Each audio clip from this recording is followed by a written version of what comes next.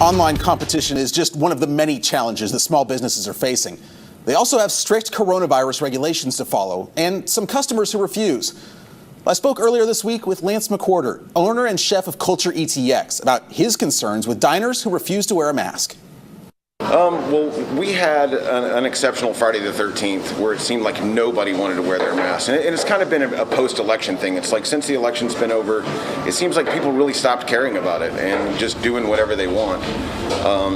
You go out to the grocery stores or we go to other restaurants all the time to go eat. Me and my wife love to go out and eat out. And we've noticed this polar shift to where I guess people just got tired of it or just didn't want to play anymore. So they're not wearing their masks. You see service industry people, bartenders, patrons, people jammed, like restaurants are operating at 100% capacity. It's like we went to one the other night and it was jammed, People are wearing masks under their chins or not at all. And it's just, I just felt like we needed to really reiterate the fact that there's still problems going on.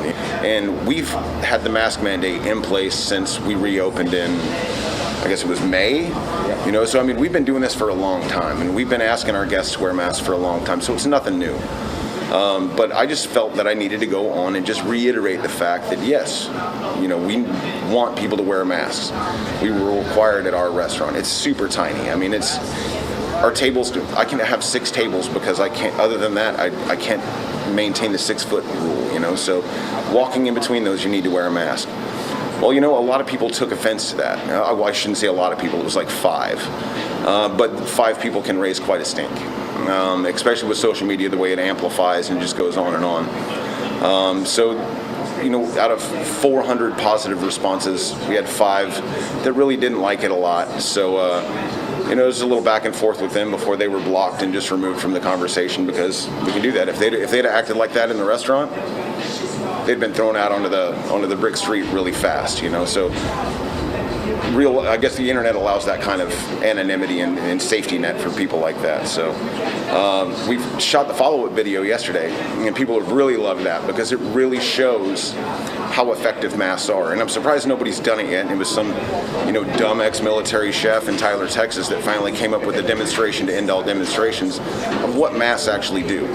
Anybody that went through, biology should know that viruses don't have wings. They don't fly around like little bats in the air, They have to be carried by something. And in the case of this virus in our society, it's usually saliva. It's usually droplets, that have been put out into the areas that we walk around in.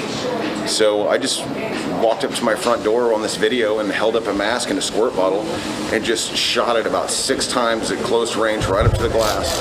Not a drop got on the glass. And then I dropped the mask and squeezed it twice. It's totally soaked. So it should be that simple for people to get, but unfortunately it's turned into some sort of like political circus. I've been called more names in the last couple of days. I've had fake reviews, left on my sites calling me, political affiliations that I don't even claim. It's like I've been called everything.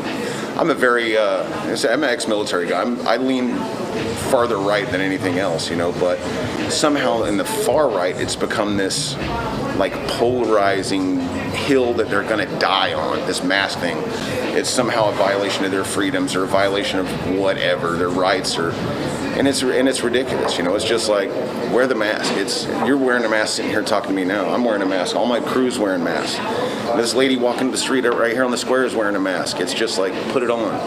We're going to get shut down a second time. It's coming. And they can say all they want. They can say whatever conspiracy theories it is, but it's coming. And it's not because of the mask. It's because of these people's inability to, I won't even say conform, but to just be decent enough to follow basic safety precautions that would protect very vulnerable people that are walking around among us every day. I had some guy get on my page and say, well, it's a 99% survival rate. Well, you do the math, 99% of how many people, millions, billions?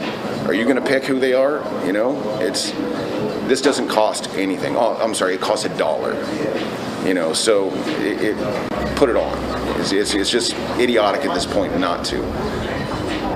I'm probably not going to survive COVID. I have 6 seats. It's about to get cold. My patio is not going to have any business then, so I'm going to be operating off of 6 tables. I don't expect to be here, so I might as well make a stink while I'm here, you know, and blame the people who deserve to be blamed for this virus spreading to where it has gone now.